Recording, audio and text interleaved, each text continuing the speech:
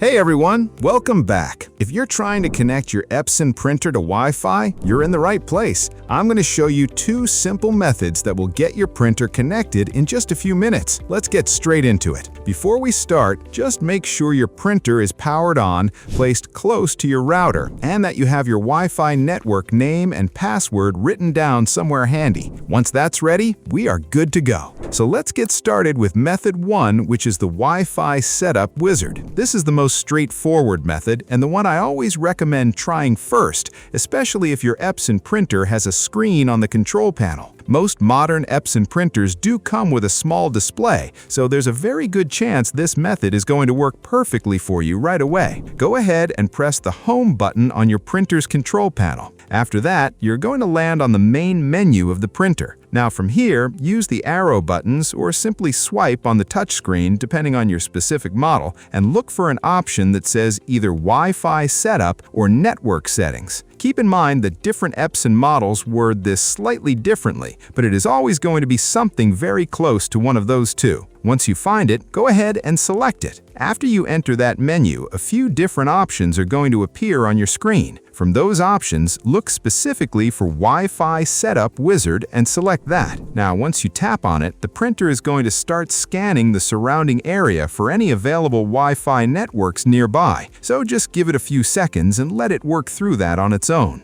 After the scanning is complete, a list of Wi-Fi network names is going to appear right there on your screen. Scroll through that list carefully and find your home or office Wi-Fi network name. Once you spot it, go ahead and select it and then move on to the next step. After selecting your network, the printer is going to bring up a keyboard on the screen and ask you to enter your Wi-Fi password. Now, this is the step where a lot of people make small mistakes, so take your time here. Wi-Fi passwords are case-sensitive, which means uppercase and lowercase letters are treated completely differently. So type each character carefully, double-check what you have typed, and once you're confident it looks correct, press OK or Confirm. After you confirm the password, the printer is going to attempt to connect to your Wi-Fi network. Just give it around 15 to 30 seconds and let it complete the process. Once the connection is successful, the Wi-Fi light on your printer is going to stop blinking and turn solid, usually blue or green depending on your model. That solid light is your confirmation that everything worked and your printer is now connected to Wi-Fi. Method 1 is completely done, and that is really all there is to it.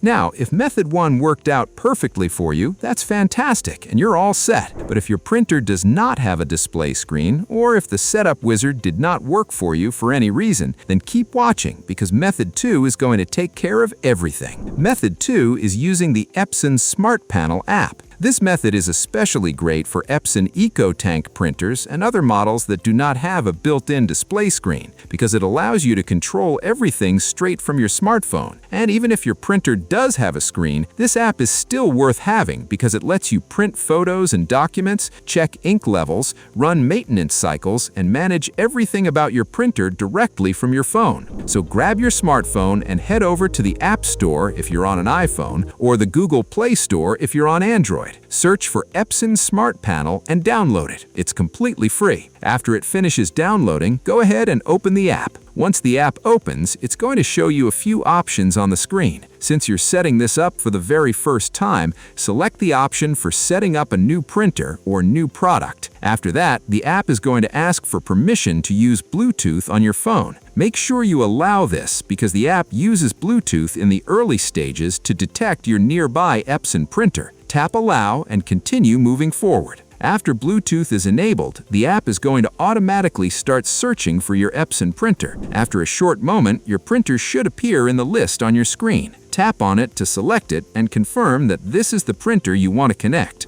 Now here's a really important step that a lot of people overlook, so pay close attention. After selecting your printer, the app is going to check which Wi-Fi network your smartphone is currently connected to, because your printer is going to connect to that exact same network. After your phone is on the right network and you're back in the app, everything from here is very guided and easy to follow. The app is going to walk you through each remaining step one prompt at a time. It may ask you to confirm your network name, enter your Wi-Fi password, and a few other simple confirmations. Just read each screen carefully and follow along without rushing.